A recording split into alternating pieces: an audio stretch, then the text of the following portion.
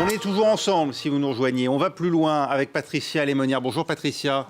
Et Gauthier Ribinski. Bonjour Gauthier. Bonjour Raphaël. Au sommaire, 12 nouveaux otages libérés à Gaza, 10 Israéliennes et 2 Thaïlandais. La trêve, elle, pourrait être encore prolongée. Des discussions sont en cours à Doha, au Qatar, avec les directeurs du renseignement américain et israélien. Les Russes revendiquent une avancée en Ukraine, dans la ville d'Avdivka, symbole de la résistance ukrainienne aux séparatistes du Donbass depuis 2014. C'est tout de suite, on va plus loin.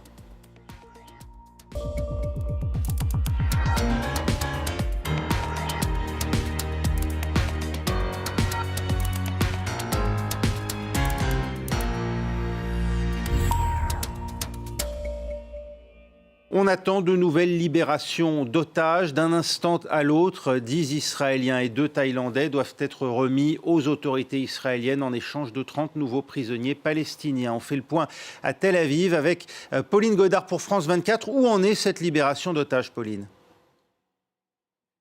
Les autorités israéliennes confirment que les otages libérés sont bien entre les mains de la Croix-Rouge actuellement. Ils avaient été remis à la Croix-Rouge par des membres du Hamas un petit peu plus tôt. Le convoi des otages est en train de traverser l'Égypte, direction le point passage de Kerem Shalom, où des soldats israéliens les attendent. Leurs identités vont être vérifiées. Une fois ces identités vérifiées, ils vont pouvoir rentrer en Israël. Alors il y a en effet 12 otages, c'est ce que confirment également les autorités israéliennes. 12 otages qui sont en route, 10 Israéliens et 2 ressortissants étrangers. Ce sont 9 femmes et une adolescente. En ce qui concerne l'adolescente, il s'agit de Lia Lemberg, âgée de 17 ans. Elle a été libérée, on a pu la découvrir d'ailleurs sur des photos. Elle a été libérée avec son chien. Elle est la plus jeune otage libérée aujourd'hui. Il n'y a pas d'enfants. Alors à partir du moment où ces otages seront libérés, sera en main des Israéliens, eh bien les autorités pénitentiaires israéliennes auront maintenant 2 heures eh bien, pour libérer les prisonniers palestiniens. Une ONG qui défend les prisonniers palestiniens a annoncé que 15 femmes et 15 adolescents allaient être libérés lors de cet échange. Donc 10 otages israéliens contre 30 prisonniers palestiniens. Alors il est vrai qu'il a été difficile d'en savoir plus aujourd'hui, et notamment à un certain moment, certains ont eu peur pour cette trêve puisqu'il y a eu des échanges de tirs dans le nord de la bande de Gaza. On peut dire que cette trêve continue à être très fragile puisque l'armée israélienne a affirmé que 3 engins explosifs avaient été déclenchés dans le nord de la bande de Gaza, non loin de soldats israéliens, et que plusieurs soldats israéliens avaient été blessés. Les brigades Al-Qassam ont également dit de leur côté que l'armée avait tenté également de briser cette trêve, et chacun s'est renvoyé la balle aujourd'hui, mais finalement cette trêve pour l'instant est toujours en vigueur, et 10 otages israéliens plus 2 otages ressortissants étrangers thaïlandais, comme vous le disiez, ont été libérés aujourd'hui. Alors Pauline, il reste encore des enfants alors qu'il est aux mains des factions palestiniennes à Gaza. Le plus jeune, âgé d'à peine 10 mois, Kfir Bibas, vous vous êtes entretenu avec un membre de sa famille.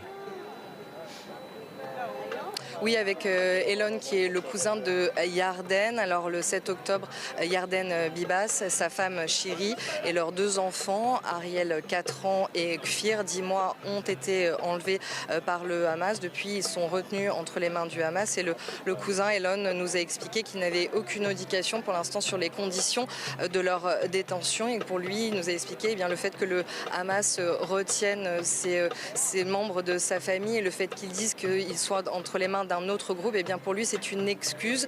Il nous a dit, le Hamas, c'est eux qui les ont kidnappés, c'est eux qui les ont pris en otage, ils doivent savoir où ils sont, ils doivent nous les rendre le plus vite possible. C'est un cauchemar, nous a-t-il dit, nous n'arrivons plus à dormir, il faut qu'on arrête cet enfer. Il nous a une fois de plus montré les photos de ces 2 enfants. Il nous a dit, mais comment voulez-vous les considérer comme des ennemis du Hamas? Ce sont des enfants. Il avait des sanglots dans la voix, c'était une interview très difficile pour lui, parce que comme il nous a expliqué, il ne dort plus depuis que ces 4 membres de sa famille ont été enlevés le 7 octobre. Un peu plus tôt, nous avons pu assister d'ailleurs à un rassemblement qui avait lieu en soutien à la famille Bibas. Il y a eu un lâcher d'environ 500 ballons de couleur orange pour rappeler notamment la couleur des cheveux de ce petit bébé de 10 mois, puisqu'il a les cheveux roux. Et puis nous avons parlé également à Taïn, qui nous a expliqué être là pour soutenir. Elle était venue exprès pour soutenir la famille depuis le nord d'Israël. Elle a dit, si au moins je peux faire ça, je suis là pour ça, si au moins je peux tenter de les soutenir un petit peu. Alors aujourd'hui,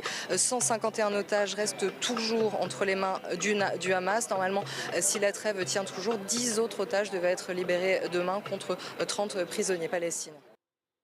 Écoutons justement un extrait des propos livrés par Elon Keshet, le cousin du père de ses enfants, Kfir Bibas, 10 mois donc, et son frère Ariel, 4 ans, des propos recueillis par Pauline Godard.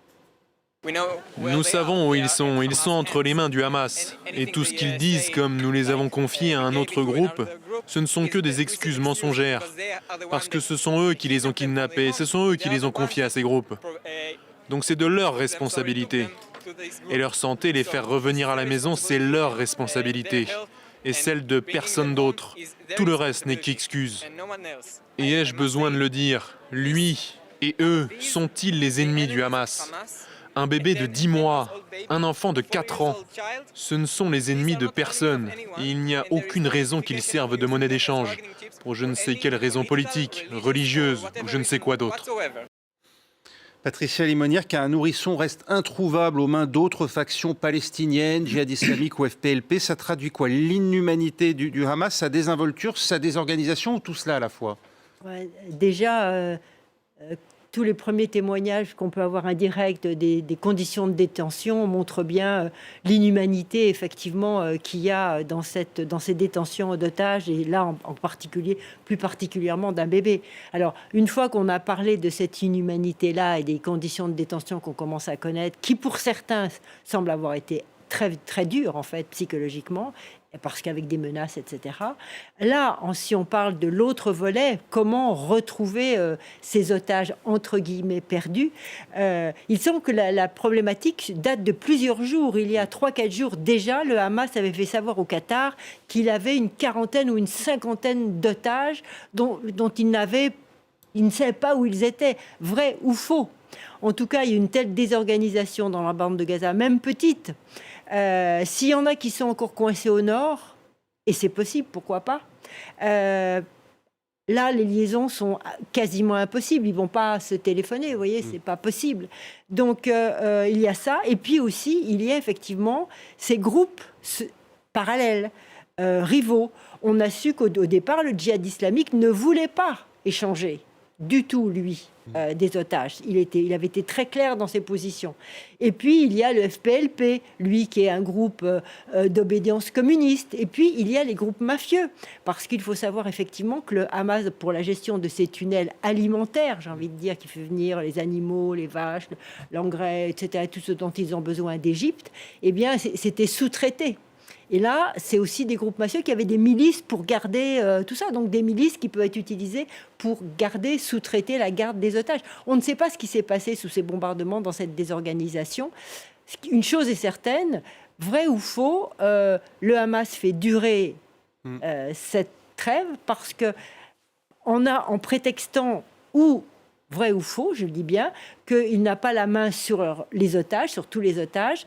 Et en tout cas, cette prolongation ne peut que l'arranger, qu'aller dans son sens. Parce qu'effectivement, plus de camions rentrent et le monde est polarisé aussi sur la condition des otages, mais aussi sur la condition dramatique de la vie des gens de Gaza.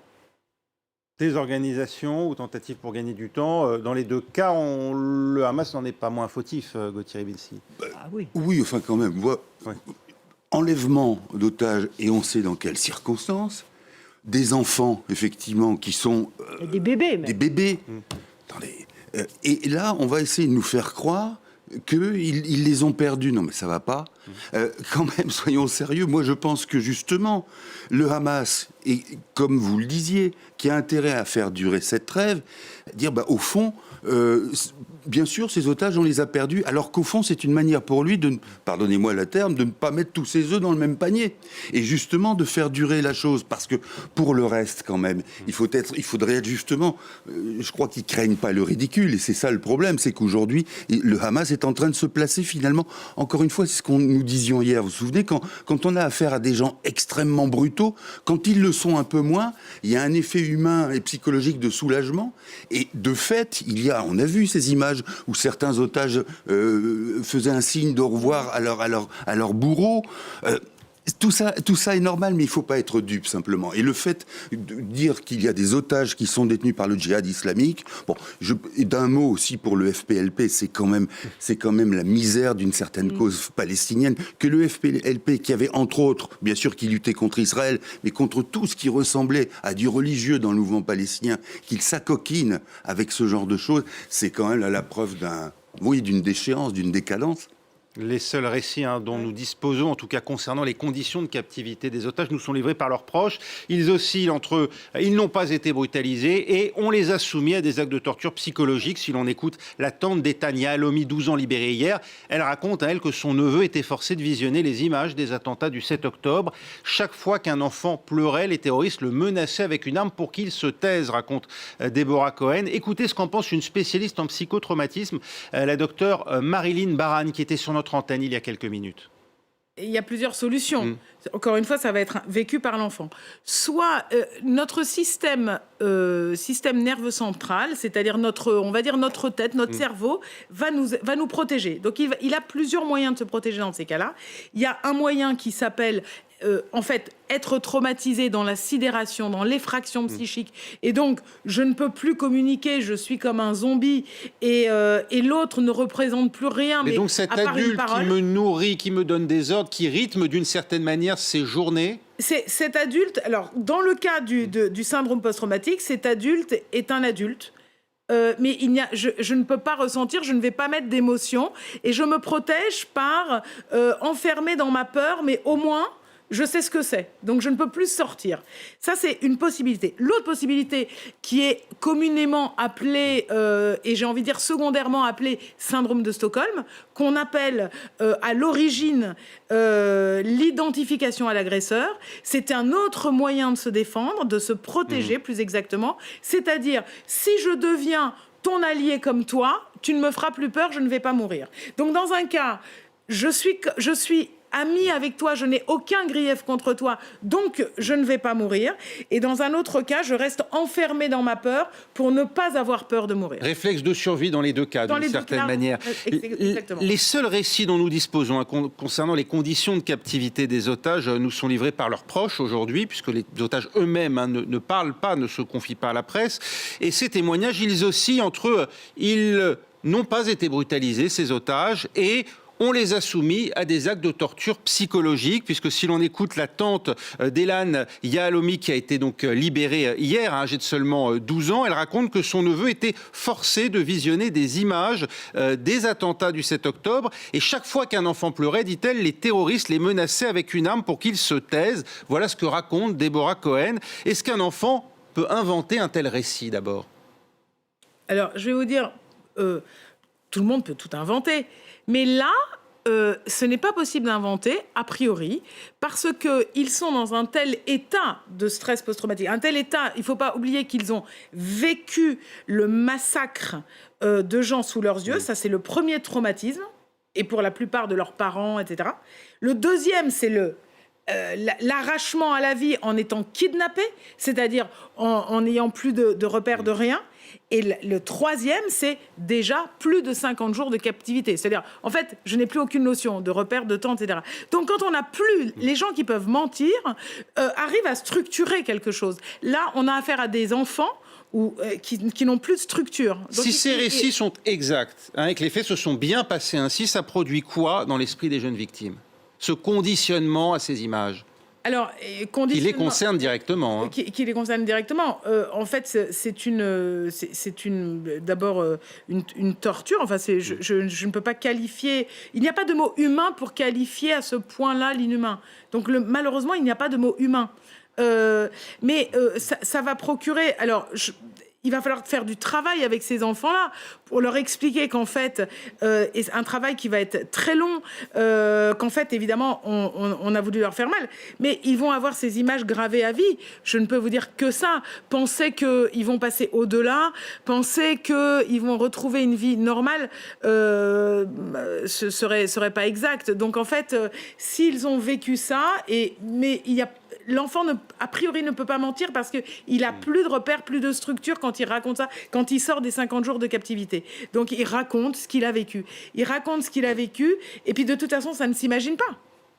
comment peut-on imaginer l'inhumain à part pour des barbares qui, eux, l'ont créé. Mais donc, la seule chose qu'on pourra faire avec ces enfants, c'est, comment dirais-je, c'est de les rendre, dans un premier temps, en tout cas, extrêmement rationnels pour pouvoir rentrer, c'est-à-dire les sortir de l'émotion. C'est le premier travail du protocole national israélien de la sortie d'un syndrome post-traumatique. On stoppe toutes les émotions et on rentre dans du rationnel. C'est comme ça qu'on va petit à petit aider les gens. Mais on ne pourra que les aider.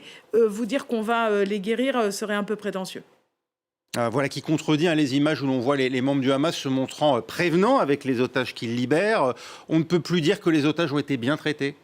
Ah non, ça, effectivement, avec les premiers témoignages qui nous arrivent, avec ces témoignages indirects, parce que rapportés par les familles, effectivement, on voit qu'il y a eu une torture psychologique très forte qui a pu s'exercer.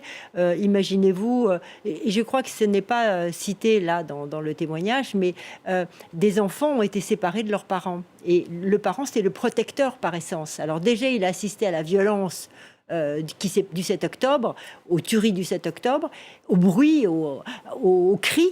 Et là, après, certains ont été séparés complètement de leurs parents. C'est ce que je crois que le petit Aidan raconte. Il s'est retrouvé avec d'autres enfants, tous ensemble, rassemblés. Et dès qu'ils pleuraient, effectivement, certains pleuraient, ils étaient menacés par une arme. Parce qu'effectivement, il fallait que ces enfants, pour leur geôlier, se taisent parce que s'ils parlaient, ils étaient repérables. Donc, c'est la marchandise qui était importante pour ceux qui les détenaient.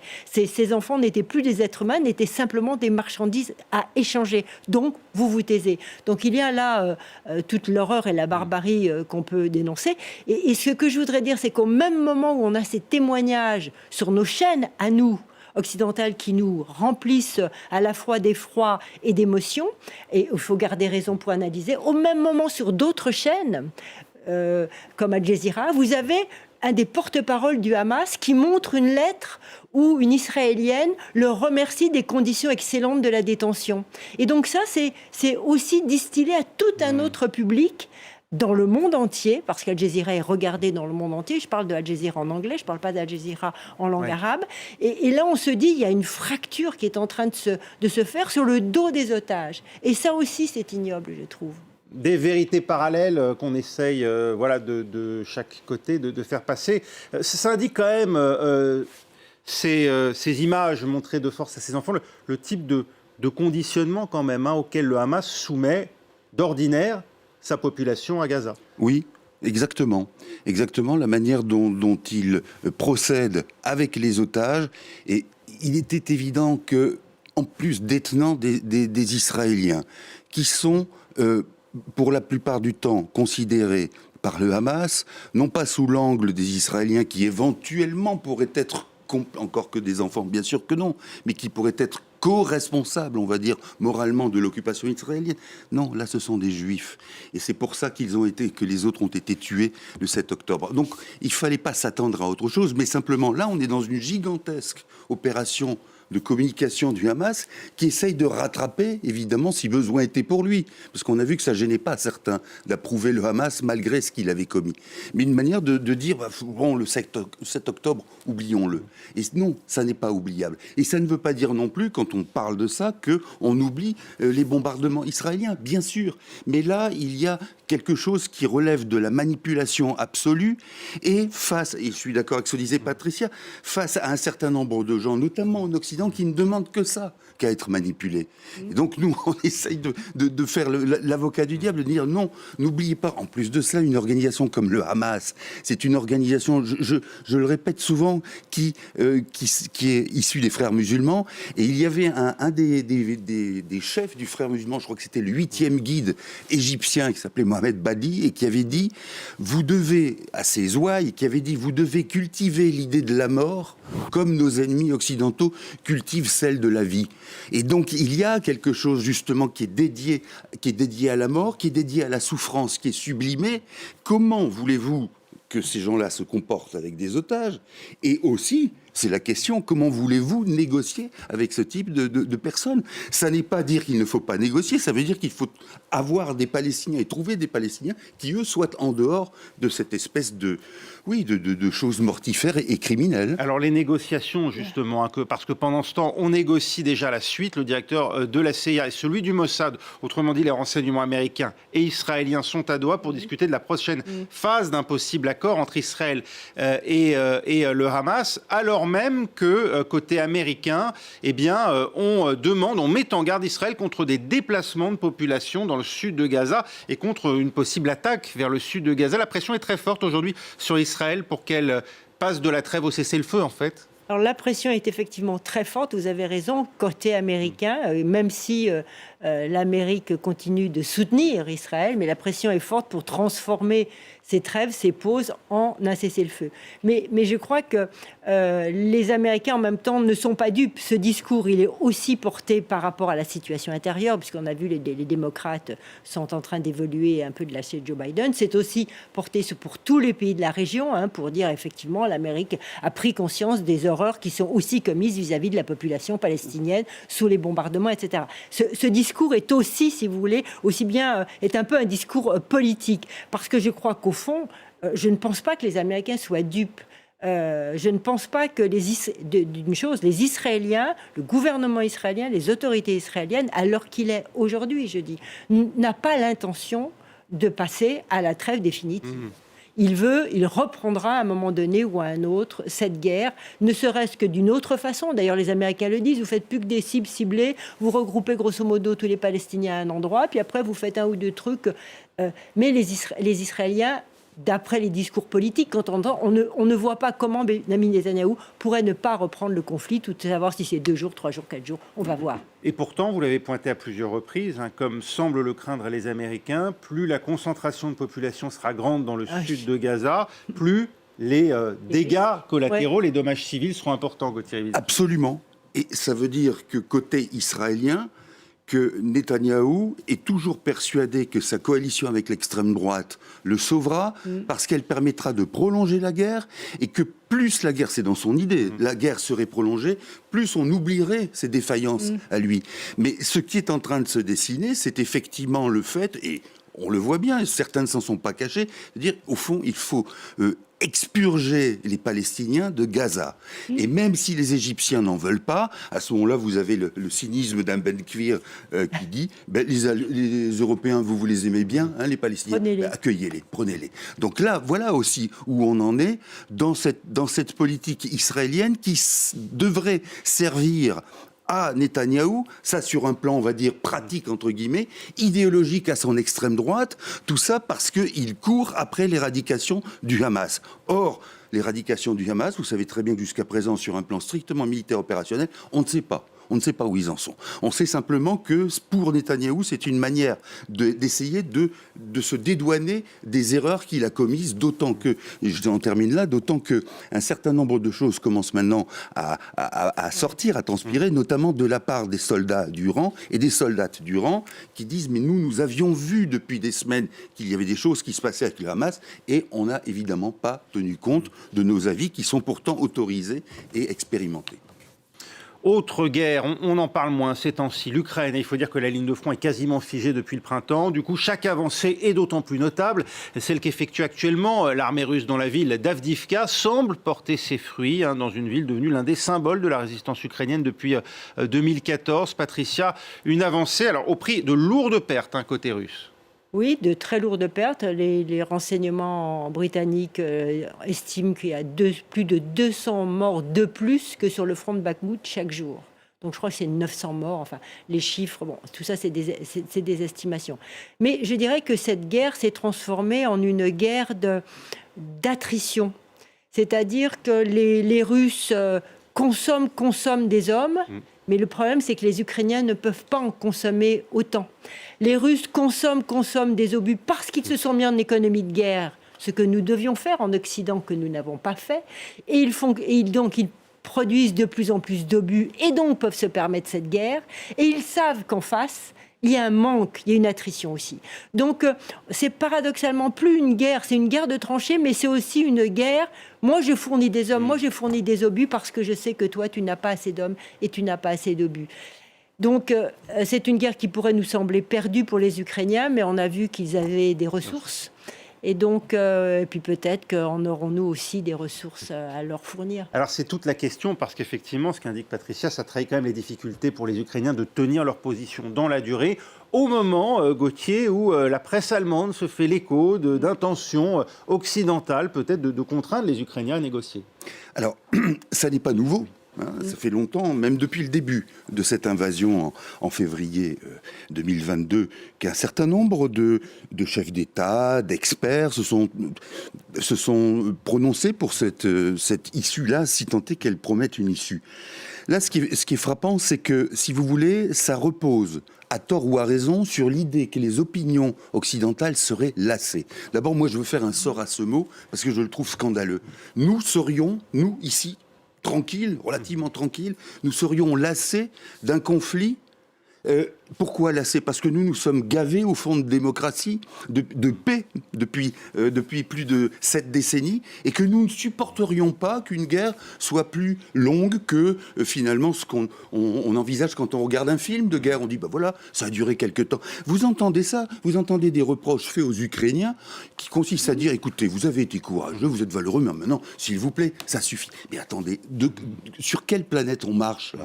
C'est les Ukrainiens, bien sûr qu'il y a une question de territoire, bien sûr qu'il y a une question de souveraineté, mais qui a-t-on en face ? C'est ça qu'il faut considérer. Et de ce point de vue-là, moi, je trouve que la remarque qu'avait faite Joe Biden, en comparant, en disant, au fond, ce que nous faisons en Ukraine, c'est aussi ce que nous faisons pour défendre Israël. Alors, vous avez ceux qui sont des spécialistes du formel, du formalisme, qui ont dit, mais non, pas du tout. Le David, en l'occurrence, c'est l'Ukraine d'un côté et le Hamas. Non, ce que professe la Russie, toute grande qu'elle soit, et le Hamas, groupuscule terroriste, c'est précisément l'idée d'une société qui serait une société organiciste, c'est-à-dire avec des masses, d'où l'individu disparaît. Allez voir, allez faire un séjour en Russie, vous verrez comment c'est quand vous essayez d'exprimer une opinion légèrement différente. C'est de ça que nous ne nous rendons pas compte et qu'il faut retrouver, parce que sinon, oui, il y a cette tentation. Je termine d'un mot. Vous voulez négocier actuellement, telles que sont les positions militaires. Négocier sur quoi ? Il n'y a rien à négocier. Patricia, un mot de conclusion rapide ? Oui, je dirais il n'y a rien à négocier, mais en ce moment, il y a une grosse tentative de déstabilisation russe en Ukraine, avec toutes les fake news pour dire qu'il y a des dissensions au sein de la population ukrainienne qui existent, mais qui sont minimes par rapport à l'existant. Merci infiniment, Patricia Lémonière, Gauthier Rybinski. On va plus loin, c'est terminé. Prochain journal dans 2 minutes 30. Désolé de vous avoir coupé.